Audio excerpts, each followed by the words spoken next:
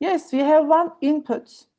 It doesn't matter as long as he or she is competent in the target language. I agree with you. Competence, it doesn't matter. Yes, the more important things, both we have phonological competence, pedagogical content knowledge, and also content knowledge.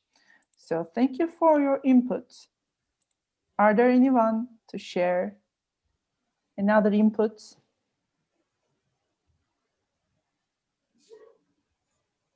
We are waiting for your contributions. Please type something, or you can use keywords. Yes, and we have another input. I would prefer native speaker to enhance my pronunciation and fluency. That will be a tricky point, I think, and we will discuss it. But thank you for your participation. Thank you. And we have another input. I don't think we should place importance to such a vague description when these categories themselves are not considered.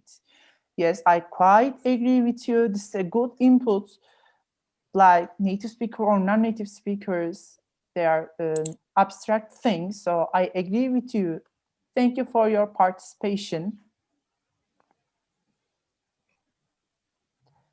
Another input we have, it doesn't actually matter. If we want to gain an accent, I would prefer a native teacher. Okay, this thing has something to discuss. We have, thank you for your input. Another input is native speaker will be in terms of naturality and effectiveness of the language. Yeah, I quite agree with you, because, you know, as I stated before, two input before this, the most important thing for us to have both developments in the pedagogical knowledge and pedagogical content knowledge. We have another input. This is, I think it ends with the teacher. However, non-natives can have easier time to interact and teach.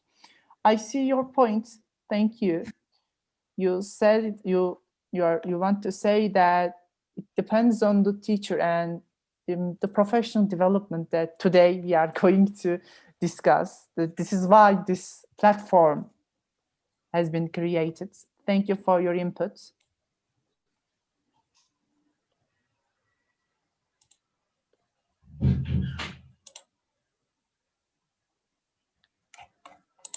Yes, we have waiting more input, guys. We are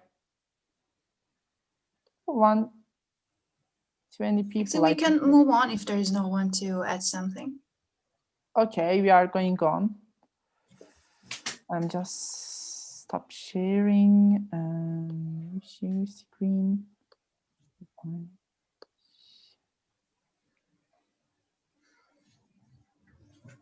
Yes, Betül, stage is yours. Okay, thank you guys. Welcome again. And today actually we have 8 questions and we will start with this one. The question is, what do you think about the ownership of English? Does it belong to the British and Americans, or does it belong to those who speak English, and why? Why do you think so? What are your opinions and thoughts on this topic? Actually, it's quite debatable in terms of our department and for our mindset. So we're waiting for your answers. What are your thoughts about this questions, actually? Yes. Is there anyone to add something? For example, Melih, Ezgi, Mihriban, Samet, Mustafa. What are your thoughts? I can start, actually. Okay.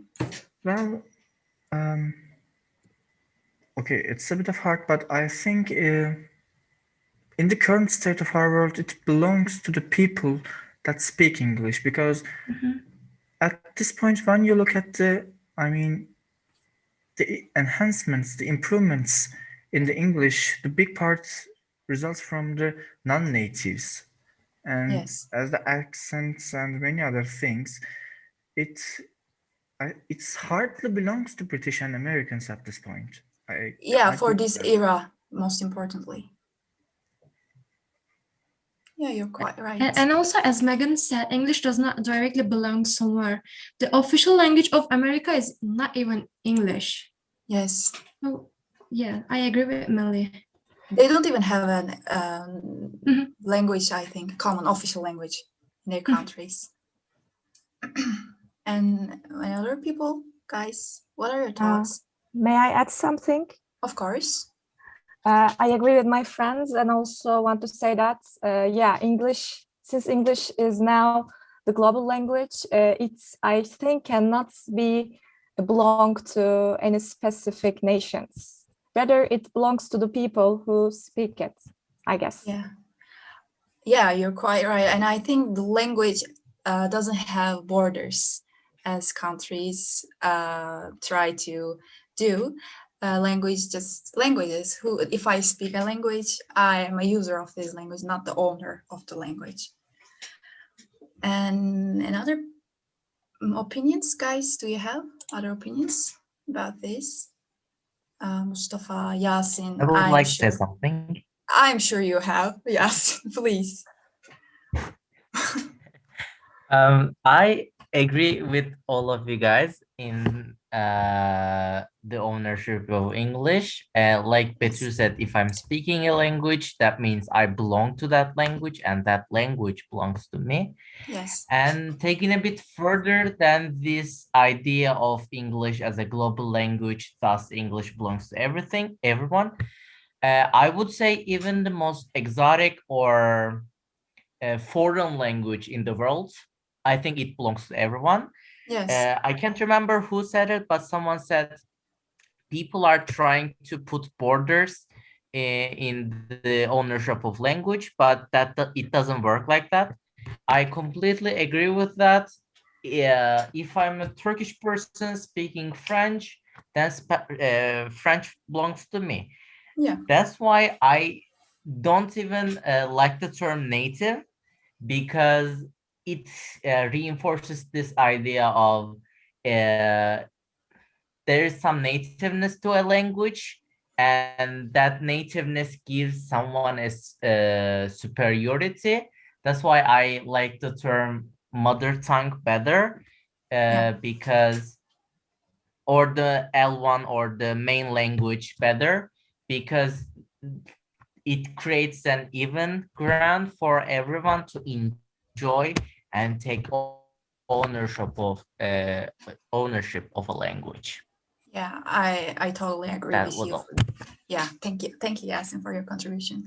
Actually, it's like no matter who or no matter what is invented. For example, the lamp is invented, but it doesn't make it just like I use the lamp, so I have the lamp and I own the lamp. It doesn't matter. Just lamps are all over the world. Electricity is all over us. So it doesn't make that who invented it. It belongs to you. It's not working like that, as you say. Yes, thank you. Is there anyone? If it's not, or Hakan, what are your thoughts actually? I was just stating that if anyone talks, so I can talk. I quite agree with all of my friends, because English English belongs to the people, those who speak it, because we nowadays we have in the world we have globalization. So this globalization shows us that, and it affect all the areas, for example, international relations and language. Yes, of course. As we are a global world, so I think the English should be global word, and I agree with my friends in terms. Yes, thank you, Hakan. And if it's no one to talk, we can move to the next question. Okay, better. Yeah, actually, I'm curious about this question for your opinions. As non-native English teacher candidates, how can we satisfy our students' expectations? Actually, it's quite the point. We can see that we're going to be English teachers, and it is important for us to satisfy our students' expectations. As non-natives, what should we do? How can we satisfy our students? What should we do in our classrooms to make this happen? Actually, what are your thoughts as future language teacher candidates. Yes, guys. You can think. It's not a directly answered question. Hello, Yes, Mustafa, may I answer? of course. I think that the main point that we need to focus on this question is we need to teach our students how to communicate in a proper way in the Yes. target language, especially in English for our case, because language is for communication, and if we cannot use it properly to communicate it, then we will be not we won't be a good teacher, I think. Yeah, you're quite right. Communication is the key point, you mean, right? Of course, as it's a language and languages are made for communication, and Yes. that's my first point actually. Yeah, thank you. Thank you. You're right, quite right. Another thought on this, I can Samet, say, Melih. Okay, yes, Melih. Yasin, if you would like to start, you can say.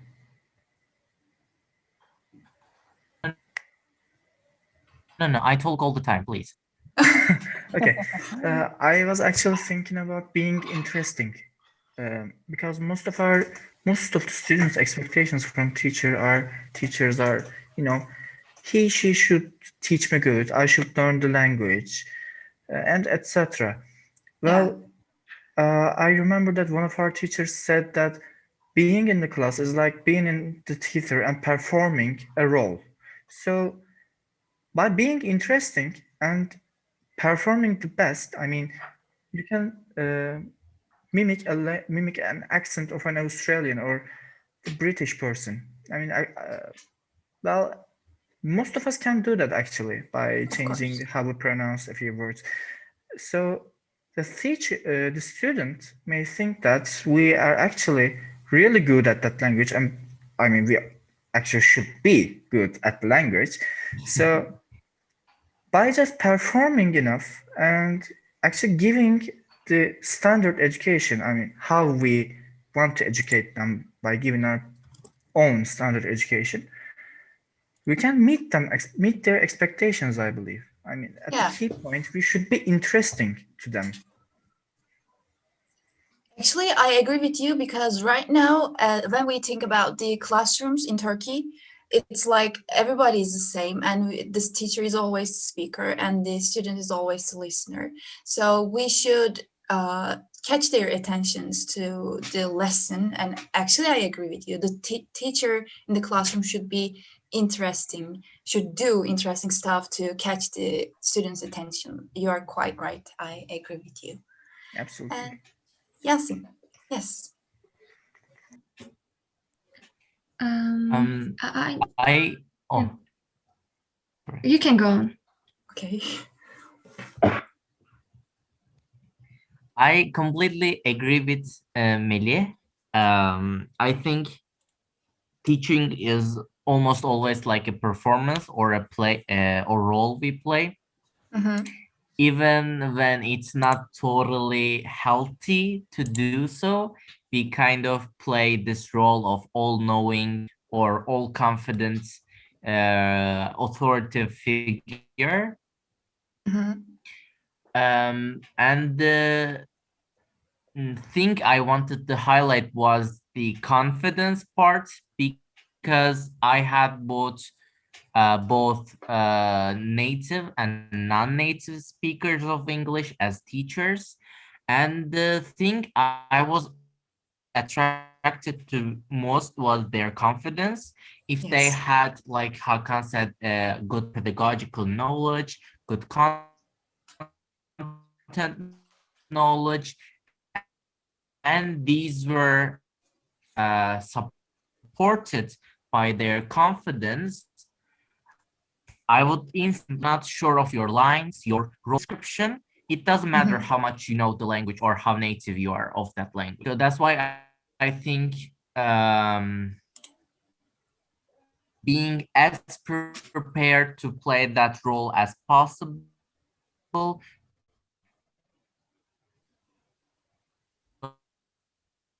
doing as much role and as much possible.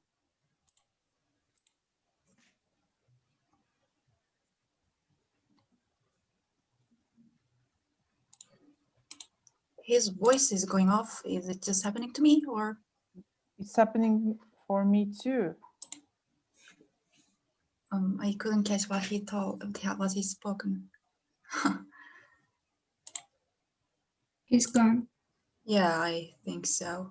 And well, it's all right. We have the idea of his. Actually, he I can tried. continue. Yeah, please, Ezgi. Okay, I actually don't know, but based on my experience, I think what I expect from my non-native teachers, and I will answer this question that way.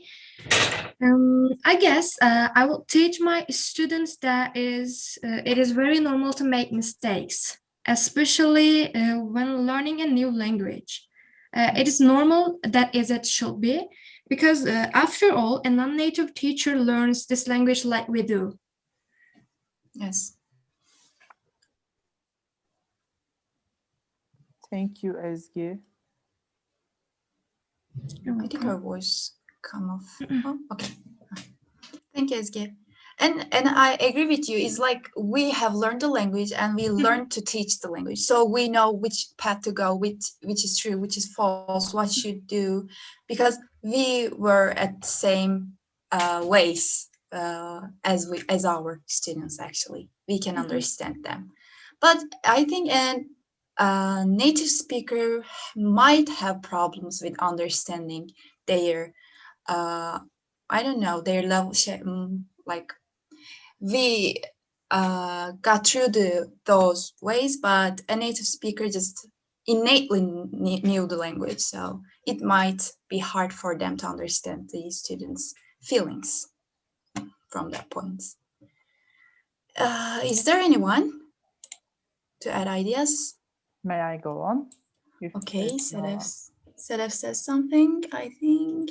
So we There can- could be a gap when teacher is native. Yes, my point was that. Thank you. Thank you, Sedef. You're quite right. Yes, Hakan, what are your thoughts? Mine was actually quite related and relevant to the Mustafa's remark. It was about, I think the most important thing is communication. So in this context, we can use the term mutual intelligibility. As long as both the two parties understand each other, so there is a communication, they understand.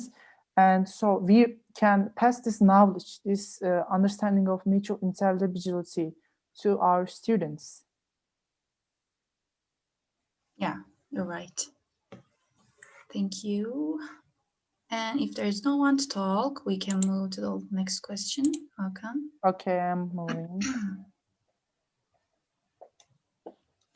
Okay. How can we reduce the perception of native speakers are superior to non-native speakers? Actually, it's again a quite relevant question for our department, because we as teachers, I'm sure we will face this perception in our classroom someday. So what actually it's a problem, or it's the question, is it a problem?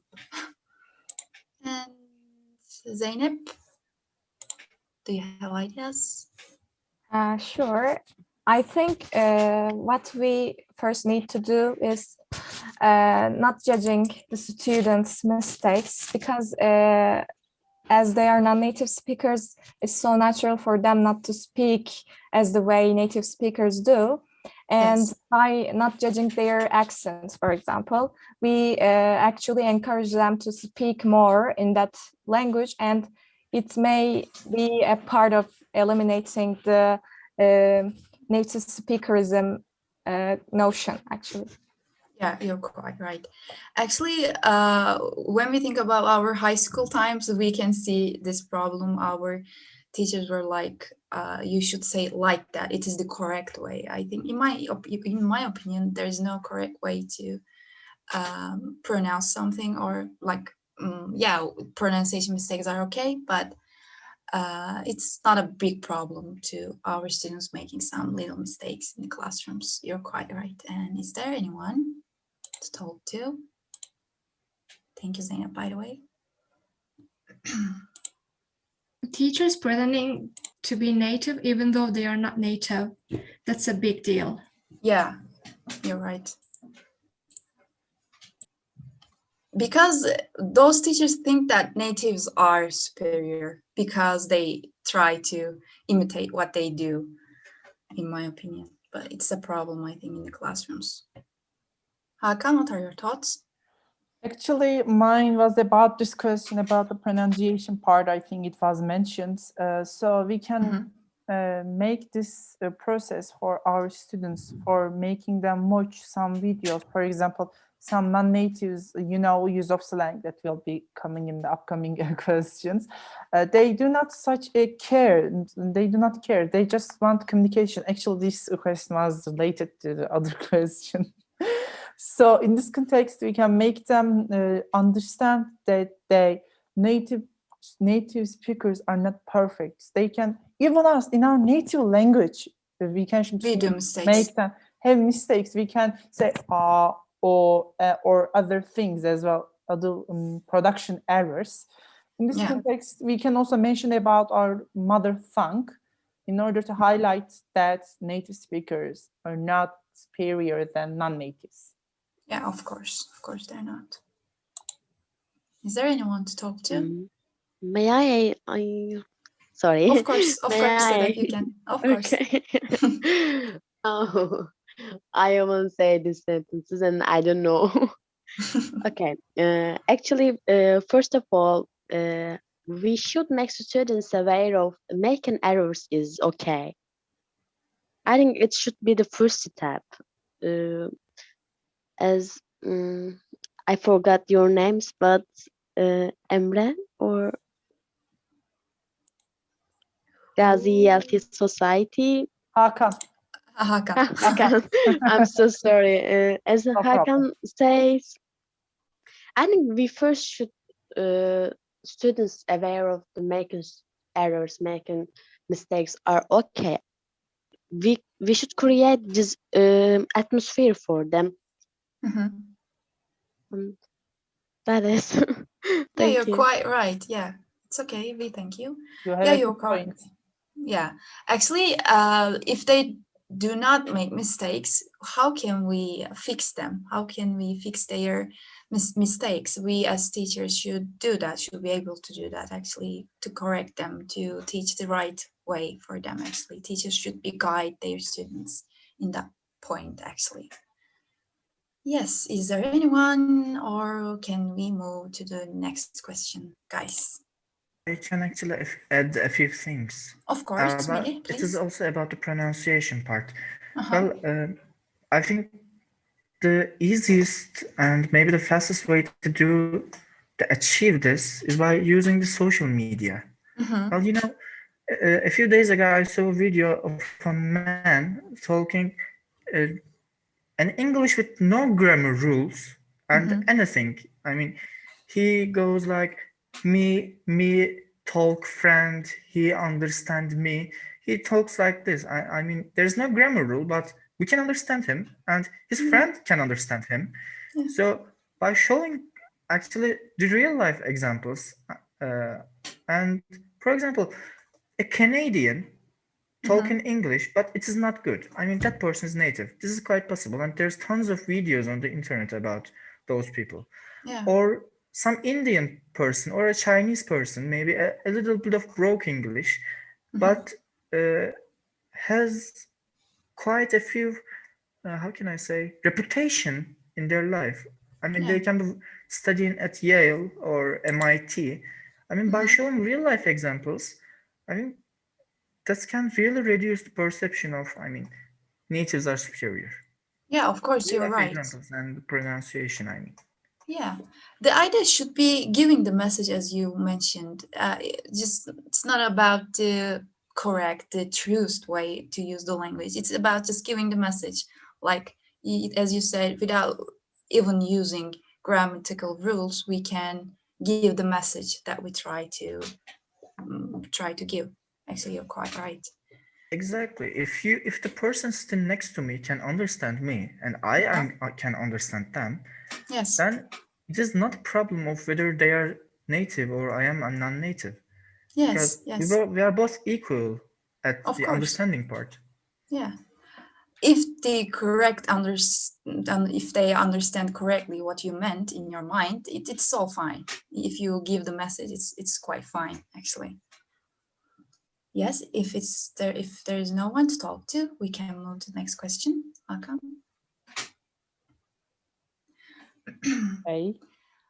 Okay, the next one is, does being native or non-native affects foreign learners' mindset in terms of teaching cultural awareness?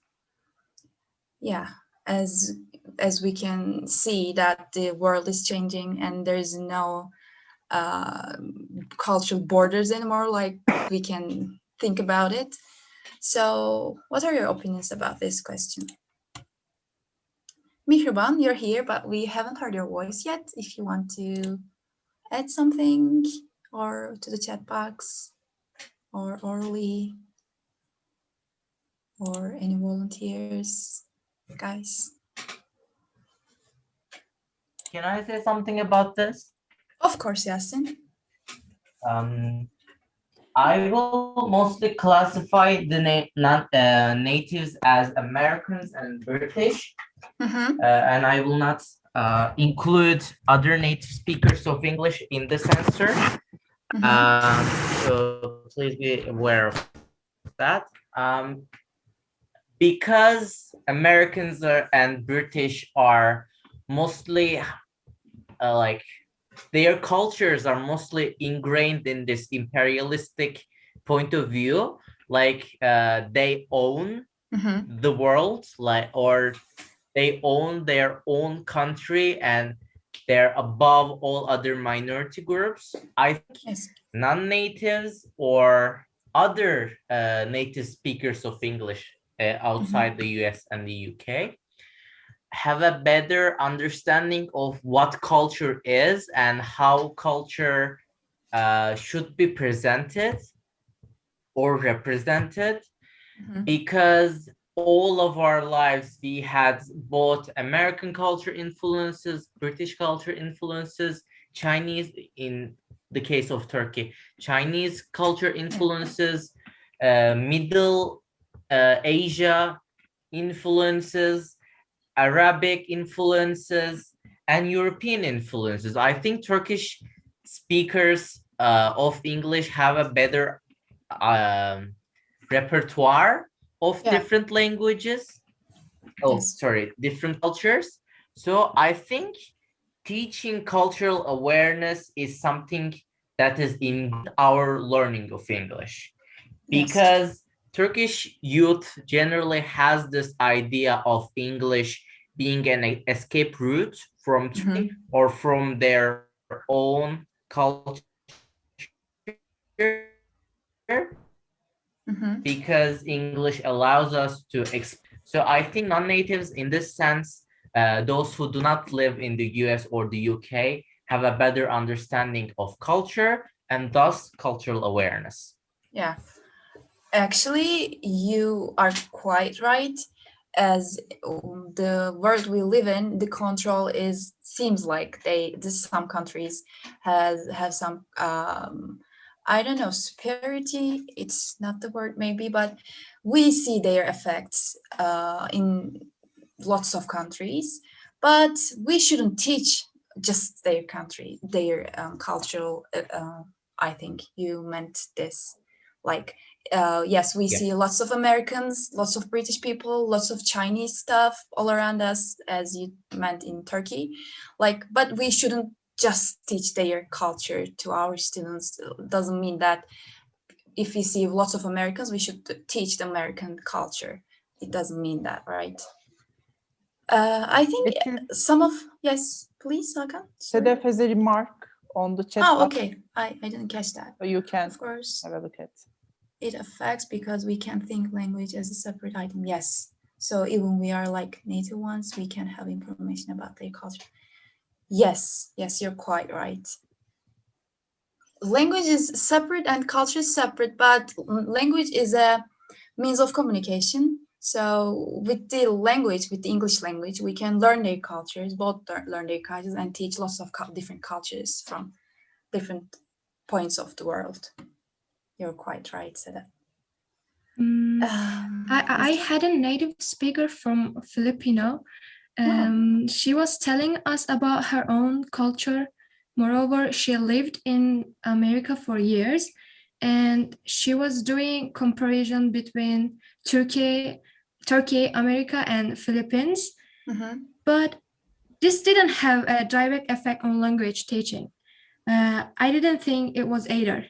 Even though it is related to culture and language, I think language teaching should be kept separate from culture. Yes, you're right.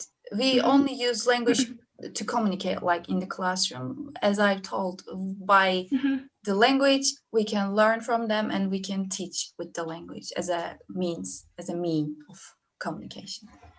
You're quite right, guys. May I go on? If nobody Of will, course. no anyone volunteer. Of course. So Yeah. my opinion about this question is that you know, when we are younger as a learner, English learners, we think that when we use English, there is a mental image in our minds: an American eating hamburger, or in English tea, 5T. That is when we said about Mr. and Mrs. Smith. But that's all true. yes, in English course books or materials. So in this case, we can change in the future our materials. For example, while we are teaching, why not we are making of, for example, giving recipe of kısır while teaching some pepper names or other things. So I think we can use this cultural terminology to cross-cultural. Or why don't we provide examples from all over the world, a spicy Indian food maybe, while teaching English? Why are just we providing only 5T or hamburger fast foods about the or American or English? To put it briefly, I say that we can adapt our materials accordingly. Yeah. I think these times it's happening. I hope that we will see them everywhere in the textbooks soon. Yeah. It's okay, I think. Amelie, okay, please go on. I also agree with keeping the language and the culture separate. And as you say, our course books are changing with each year, maybe. Because I have siblings, and in their course books, I looked at it a bit. And comparing to our course books, there is a, how can I say, less British or American exposition, I think. There's improvement. Yeah, actually, there's improvement a little bit. And there's a really, how can I say, funny reference to not keeping language and culture separate. For those who remember one of the Hababam sınıfı movies, there is a teacher who teaches English, a language teacher, but she's so obsessed with being British. I mean, she's actually a Turkish person, but she's so obsessed with British. She's the main, one of the main comedic characters, because she thinks she's one of the British person. She's a British person. She acts like them. She tries to teach their culture. For example, in order to cheese her, they say, "You have meeting with the Queen," and she believes it. I mean, of course, this is comedic, but this shows actually how being too much exposed to the foreign language and not keeping the language and culture separate is actually results in not only bad but comedic. Yeah, you're quite right. Thank you, Millie. Is there anyone, or we can move to the next question, guys? We thank you for your contributions. I think we can use culture as a tool. Yeah. It should be interesting in the classroom to use different cultures, to catch the students' attention by using the English language. I think it will be quite interesting in the classrooms. You're right, Ezgi. Thank you. Is there anyone? Or I will give the stage to Hakan for his questions. All right, Hakan, we can move on to you. Now, our question is that, do you think that cultural background affects drastically within ELT in terms of non-natives and native speakers? So what we are going to ask is that just because of their cultural bias or other things, or being non-native or natives, also, as you know, our first introduction question from meter meter, how can you describe this effect? How this drasticality that it have on ELT? Are there any volunteers to go first? Or I will pick up from the list.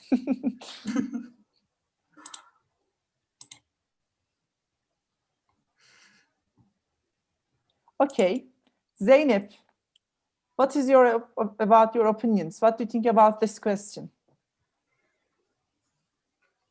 Yeah, of course, we are affected by the notion of being a native speaker, especially as I see from my friends who learn English at this moment.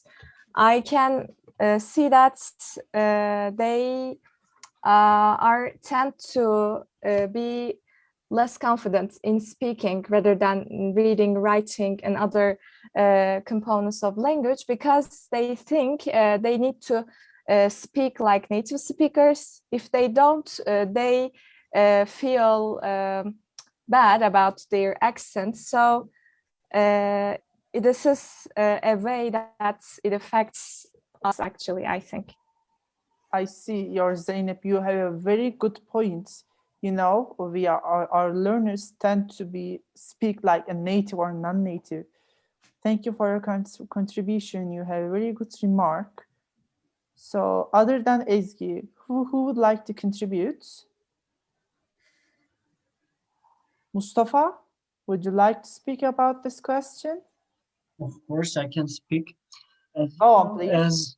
As non-native speakers, whenever we say I am studying on English language teaching, all of my friends and their parents ask me, "Are you able to speak English?" Or what this says in this song, or what this says in this game. I always get some kind of questions just because of, as Turkish learners, we are not good at communicating in English. We are just on the grammar side, on the paper side, we just focus on that. So whenever we face someone who knows English or who claims to know English, we always ask this question. So I really think that cultural background affects English language teaching. Thank you for your input, my dear feature colleague. You have a very good point about cultural backgrounds. Also, are there any volunteers, or I am continuing? Me. Okay, please go on. I'm not quite sure, but when I told people about Megan, they were surprised. They were saying how lucky I was because Megan was a native teacher. They were saying that I could get a better English education from her than a non-native teacher. I see. Your memory, I think, quite is related to our question, and thank you for your inputs, my dear feature colleague. And Sedef, would you like to contribute to the discussion? What do you think about this question? Actually, I couldn't think at all about this question. I'm sorry, but maybe I couldn't catch the point. What we are trying to think that because of the cultural differences in our classes, that in terms of being natives and non-natives, what is the point that affects English language teaching in terms of cultural background? For example, students tend to, as I stated before, speak like, and my friend stated, like a British or American. They are constantly stick to the accents. No, they say British is cool. So there's no point in, I think, we stated mutual intelligibility. So what can you think about this effect in English language teaching classes more briefly? Is my explanation clear? Yes, Yes. thank you. I see. Thank you for this explanation. So what do you think about this question now? I don't know. I think it is about students' bias, and as you know, it is hard to make them think out of their bias, and that is it. That is all.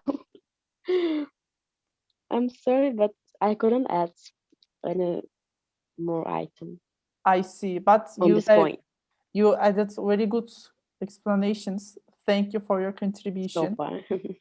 So whenever there's an, for example, think the part that you don't understand, please do not hesitate to ask me, and I can all the time explain in a more different way the questions. Thank you for your contributions again. Thank you.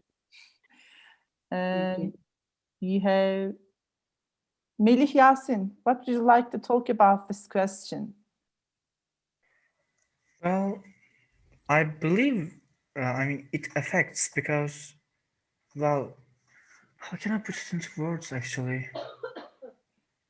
Well, you see, we all have different backgrounds, and when we try to speak in English, we not only try to speak in the for example, British or American accent. We also mesh up with our own accent, and we try to speak with the mindset of maybe Konyalı, maybe Istanbullu, I don't know. We try to speak with the mindset of our own cultural backgrounds, and this actually affects how we teach English in our classrooms. So what I'm trying to say, think of a person speaking in British accent, but she is from Erzurum and teaching English with the mashed up cultural background of British and Erzurum. Well, this is quite common actually, and I believe this affects drastically. I see. Thank you for your contribution, Melih. Betül, would you like to add something?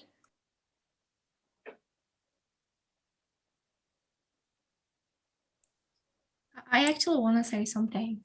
Okay, Ezgi, please go. While I was taking lessons from my Filipino teacher, I had a question from a classmate asking, "So does she tell you to eat bugs?" And then I laughed out loud and I replied yes. in order to make him surprised, maybe. Yeah, that was really fun when it became. I see.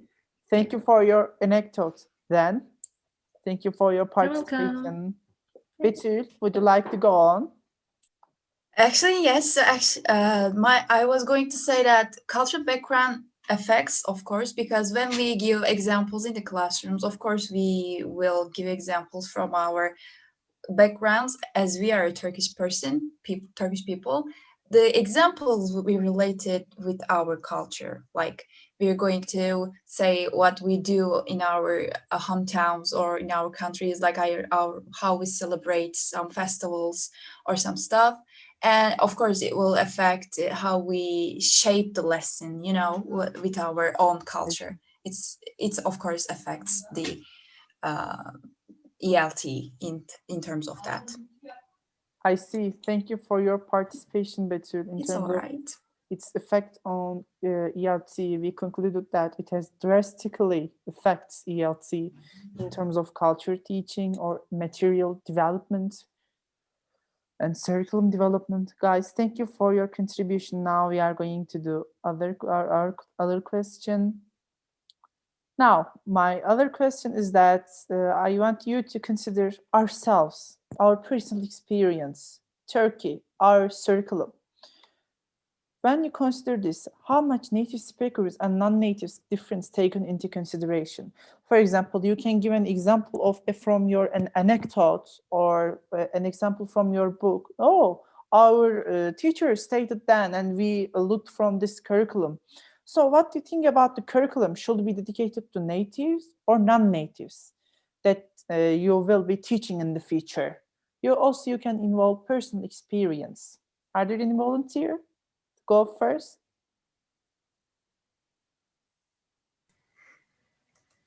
I can go first if no one else is Okay, volunteered. Yasin, please go on. Okay, so I think even in universities, this doesn't much of a point of consideration. For example, last year I talked about this with my friends from other universities, and they said they haven't heard such a thing, and neither they worked on something like that. So I thought, are we the only ones studying this? And I guess yes, we are. So even in the high school or mid school, there is no such thing as native speaker, non-native speaker. I mean, people are aware that there are different people. I mean, Indian, Chinese, Taiwanese. There are different people talking English, but they're not considering this. Well, the curriculum, I mean, shouldn't be dedicated, but instead it should be about covering the whole world English, I can say. So, I mean, we can benefit from different accents, maybe different cultures. Yeah, I think that curriculum should be dedicated not only to non-natives, but to both natives and non-natives, and the whole world. I see. Thank you for your participation about the curriculums dedicated to both natives and non-natives. And we have Sedef's remark in the chat box. And she says, I think it should be dedicated to native ones because we should focus on the target language, target culture mostly.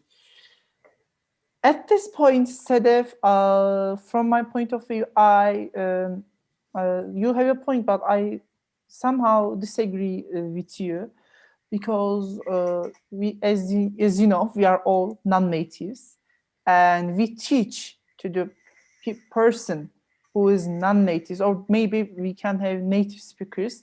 So in this context, I agree with Yasin. I think we should have balance between both non-natives and non-natives. Thank you for your participation, input. Are there anyone to volunteer speak about this question?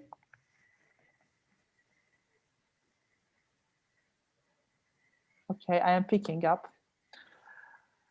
We have Samit. Samit, what do you think about this question? Please unmute yourself and contribute to the discussion if you are available. I can, to be honest, I think it's better to listen for me right now. I'm not able to speak, I mean. Okay, no problem. Okay, sorry. No problem. Zeynep, would you like to contribute to the discussion? You guys have covered what I'm thinking, so I agree with you. I can say that. Okay, you can agree. So you agree, but if you are okay for you, can you summarize what we have talked about in order to make this conversation more engaged? So what? Sure. Yeah, there should be a balance. The curriculum should not only focus on the non-native speakers culture, nor the native speakers culture, because it's not, English doesn't only include native speakers or non-native speakers. It includes both, as Melih said. So that's why we need to focus on culture thing as a whole rather than specific areas. I see. Thank you for your summary, for participation. I am happy now. Betty, would you like to go on with this question? Of course. I think I agree with you all because the learners should be able to understand the curriculum in order to do their best. So the curriculum should be dedicated to those who learn the language. It is not only with the English, but with other languages too. If I'm going to learn the Spanish language, so the curriculum should be dedicated to me because I'm the learner, and the curriculum should be understandable in the eyes of myself. So yeah, that's the point. I agree with you. The curriculum should be dedicated to those who learn the language, I think. Thank you for your participation. It's okay. In this context, I quite agree with you and all my friends in terms of curriculums being dedicated to us, because when we go step into class, the first things that we should consider is that our learners' needs. Who are they? What's our context? EFL, ESL, or Catri's model of inner circle, outer circle, and expanding circle. Sorry, by the way, I said I think wrong sequence, but they are all related to our learners, learner-centered. I quite agree with you, Betül. If you are okay with this, I'm going to other questions. If there are no volunteers. Yes, Hakan, you can move on. Okay. Now, our questions this question is somehow related to, as we could have touched the main point of before this question. It is, does being natives or non-natives affect enhancing speaking competence? But we mean that regarding formal and informal users, non-natives are more able to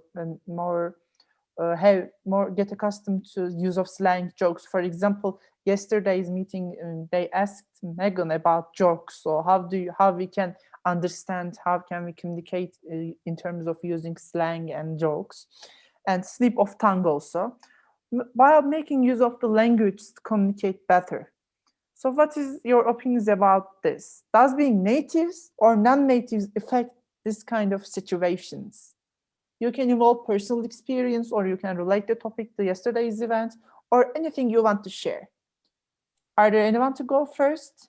Actually, I can go first. Mustafa, okay, please. Okay, you can go first. Please, you spoke the first. I will speak after you. It doesn't matter. Go first.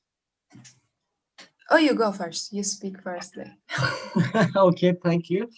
I think as non-native speakers, we approach to the language in more formal way. So yes, we sometimes can lack of slang and other native tongue, how can I say, sayings, but I think we are more engaged in a formal way than native speakers.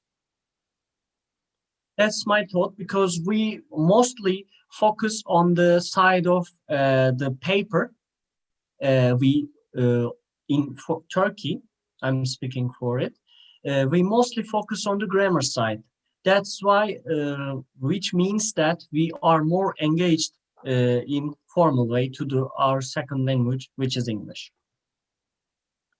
Thank you for your contribution. Okay. You have a very good point in terms of our focus. There should be.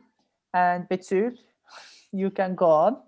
Yes, actually, I agree with Mustafa in terms of formal way, but in informal way, I think the jokes of us makes the lesson more interesting and enjoyable. And I think the young learners love the usage of slang. Actually, not the corrupt formal way of teacher and student, but like learning how people speaking in the streets. It should be interesting to learn and teach those stuff to the students. It can make the lesson like more interesting in terms of younger learners.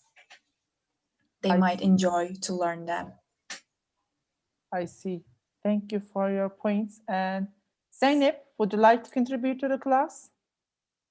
Yeah, I was going to agree with Mustafa.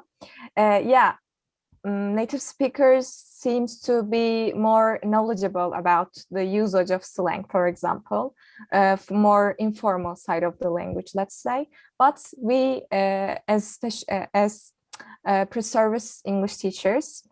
We seem to be more knowledgeable about the formal side of the language, as Mustafa says. Maybe we can learn about slang too by studying it, maybe. But as I can see, we are better in formal contexts rather than informal one. But we can work on the informal side and improve that too. I see. So you say we should focus on formal. Thank you for your participation. Also, we could somehow use not a lot of, but use of slang just as an authentic material. So thank you for your input. Are there anyone to go speak about this question?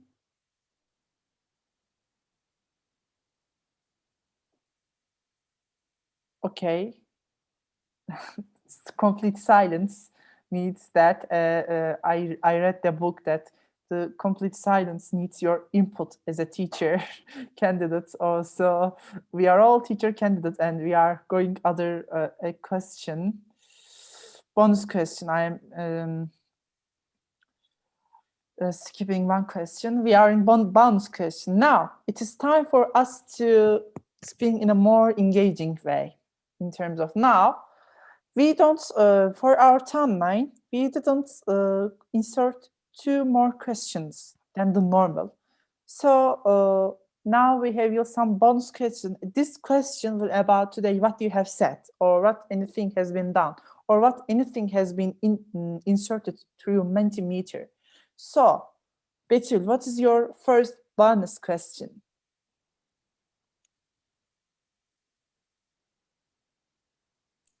Betül, you're muted. Yes. I forget that myself. I'm sorry.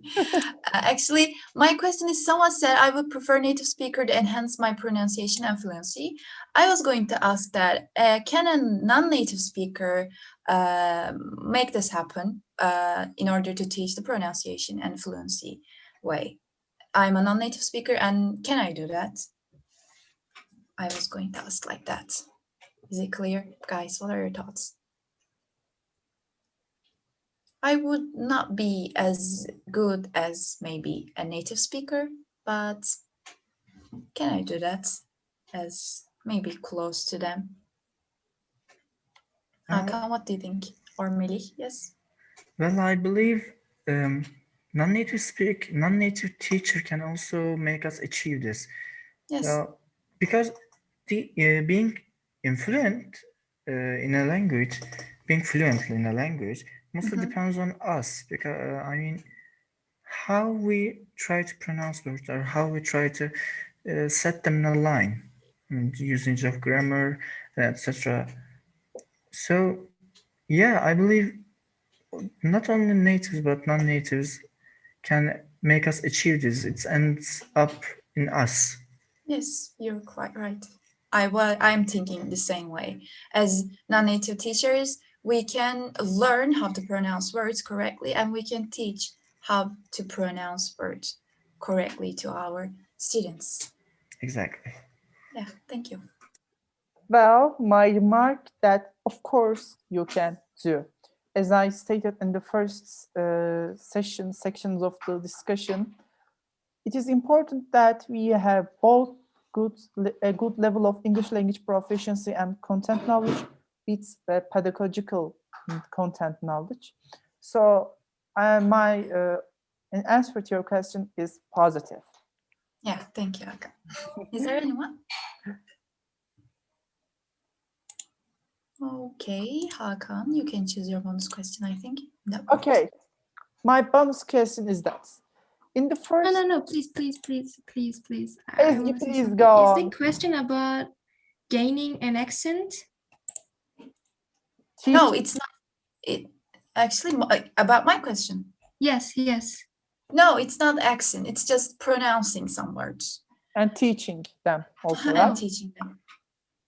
Okay.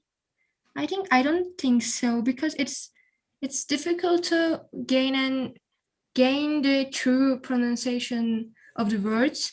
So it's even hard to get an it. And I think it should be learned together with the natives in order not to be contraried. Okay, you're right. But I can give recordings to the students if I'm not able to pronounce them correctly. But as a non-native teacher, I can give some recordings to the students about how to pronounce words correctly. I don't need to be a native speaker to do that. As a non-native teacher, I can find how to pronounce words from recordings, and I can show them to my students actually. Yeah, thank you, Ezgi, for your opinion. Okay. Thank you, Ezgi. And my bonus question is that it was about a Melly's answer. As an answer to one of our discussion questions, he said that we can use this cultural knowledge, cultural awareness via some interesting stuff. So in this context, why teaching from a non-native perspective and and making your learners aware that improve their cross-cultural awareness. How can you do this interesting stuff? So what I mean is any techniques or any material usage. So as a teacher candidate, how can you use this knowledge? How can you apply it to your teacher context? Are there any volunteer to go first?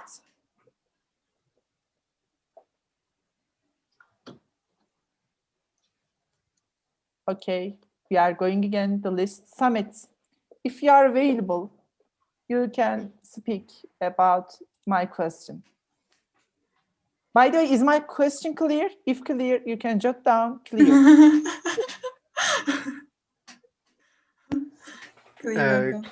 Can you say it again, your question? My question was that Melly stated that in order for us learners to improve their cross-cultural awareness, we should do some interesting stuff. What I mean is some teaching techniques or anything you want to approach to do, make this activity working for your learners. So what would you do in this context?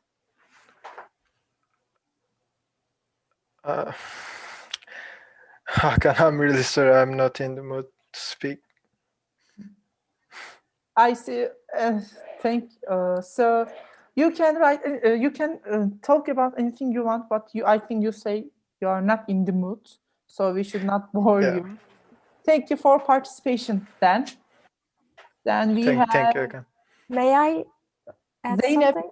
Okay, you can go on, Zeynep. Thank you for your participation. I think we can find some ways to make them see that they have some things in common. For example, the kind of music that they listen or the TV shows that they watch. In this way, they maybe can be more. We can build some rapports between one another, so they can be more successful in this way. I see. Thank you for your input. By the way, I like your using the terminology, establishing rapport with teacher. This is a very academic term. So thank you for your input, Zeynep. I thank you. Melih, would you like to contribute to my question? Yeah. Did you say making an activity interesting? I have heard that right. Activity or anything you want to. Your aim is to improve your learners' cross-cultural awareness. You said, some interesting stuff. So what do you mean by this interesting stuff? While saying interesting stuff, I actually was meaning that being interesting. Well, you see, most of our teachers are monotonous people. So they don't have too much interesting things in their lives or to share with us, or their talking style, or they're looking at us with their eyes. So they are not much of an interesting people. But for example, think of an icebreaker. Anything you can think anytime, and and do it in a class. You'll see that students are really interested in us. So at our first impression, they will think that we are interesting people. We are interesting someone. we are someone interesting. So in the following time, whenever we interact with them, they will keep their interests in us because they think we are interesting. So we will be their focus point, you see. And in order to make an activity interesting, usually doing something random or something, I forgot the word, so I will say the Turkish word for No it. problem, you can go for it. Doğaçlama. Doğaçlama. Improvisation you can use. Yes, improvisation. Yes. So doing an improvisation during the classroom is being interesting, making it interesting. And in the cultural awareness, as I said, make it random. I believe that. For example, let's think of an activity where we are teaching different cultures. Well, most of the people would expect us to teach, American, maybe Russian culture, what's expected on the book. Well, but I believe no one would expect us to talk about a culture in maybe Van or Hakkari or Artvin. Well, add it into activity and talk about it in English. Well, it is completely random, and I believe students will be interested in it.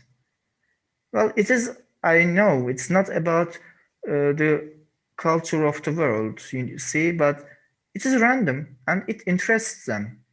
I believe that actually. I see. Thank you for your contribution to discussion, Melih. Maybe like teaching vocab by singing songs. I had such a teacher in middle school, and it really makes learning very easy and fun. Thank you, Definitely. Ezgi, for your Welcome. personal experience and contribution to the discussion. So I think we are going well and we have some time limitations.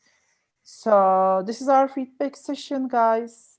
You please go to the Mentimeter and use this code in order for us to improve, to be better in the next upcoming academic discussion platform.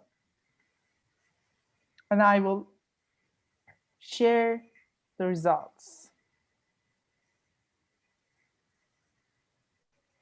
Did you get the code?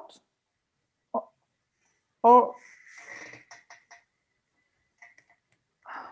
Ezgi, can you write the checkbox to code, because I have to stop share and go to pass them. Post.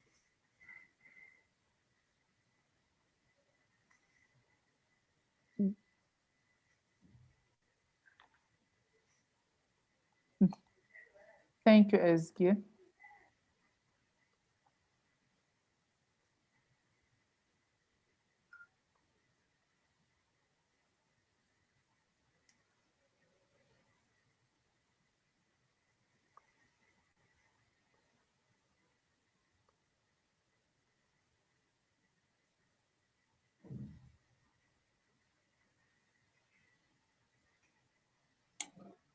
Guys, thank you, by the way, for your efforts and contributions. Yes. It means so much to us. Thank you. We are happy to hear your voices and your comments. Yes, we are very happy to. And this is our reflection page. Please insert something, anything you want, any keyword. Well, it is quite, when we have one input, it's quite good to have this kind of events. Thank you for organizing this kind of events. Thank you so much. Also, we thank you for your active participation and engagement. I still don't think in a night you can teach the correct pronunciation well, but this panel was pretty good. Okay, we have all respect to all of our opinions, and there is no correct way, there is no perfect lesson in all the time.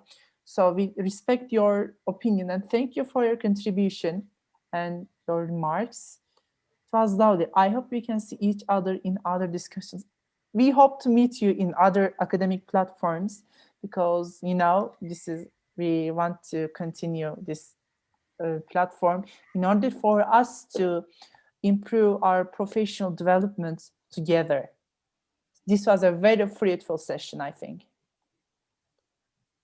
It was a great event. As far as I'm concerned, what we covered is a quite significant topic, since it includes providing the efficacy of the learners in terms of eliminating their misconceptions. Well, Yes, you're quite right. quite right, because you know, in ELT, this is the native speakerism. English is a global language. English is a lingua franca, are accepted as the key concepts. So thank you for your opinion, and thank you for your attention to the topic, relevance to the topic. Are there any volunteers to have an input there? I think it's not. There's not. Okay, I'm switching now back to our slides now. Okay. And now we have some suggested readings for you for our Notion page. You can visit our Notion page through our GELTS main hub. And in this page, there are some videos, articles about today's topic that can contribute to your professional development as a pre-service English teacher. Also, you can send your opinions, reflections to us, to me, or Betül, in order for us to share. We have some sharing page in the Notion page. Your reflections as a community, we can share them. So if you are interested in, you can send us to your opinions about the topic, anything you want to share. And these are our references for the articles that we have mentioned from the suggested readings. And lastly, we thank you for your participation, for your patience, for your Yes, valuable thank you, guys. contributions. Yes. Yes, it was a nice panel. Thanks, Hakan and Betül. And meanwhile, we will have game events on next Wednesday and Saturday. Announcements will be made soon. You are all more than welcome. Yes, guys. I just want to add this. We love to hear your voices as a community, Yes. and we are friends. You're always welcome to just join and participate, and we love to hear your voices and your comments. It is very nice to meet you all. Nice to speak with you all. Thank you, guys. Thank you. Okay, now I am leaving the meeting, ending the meeting. So Okay. take care, guys. Take care. Bye. Take care, guys. See ya. See you soon. Good night. Bye. Bye-bye. Bye.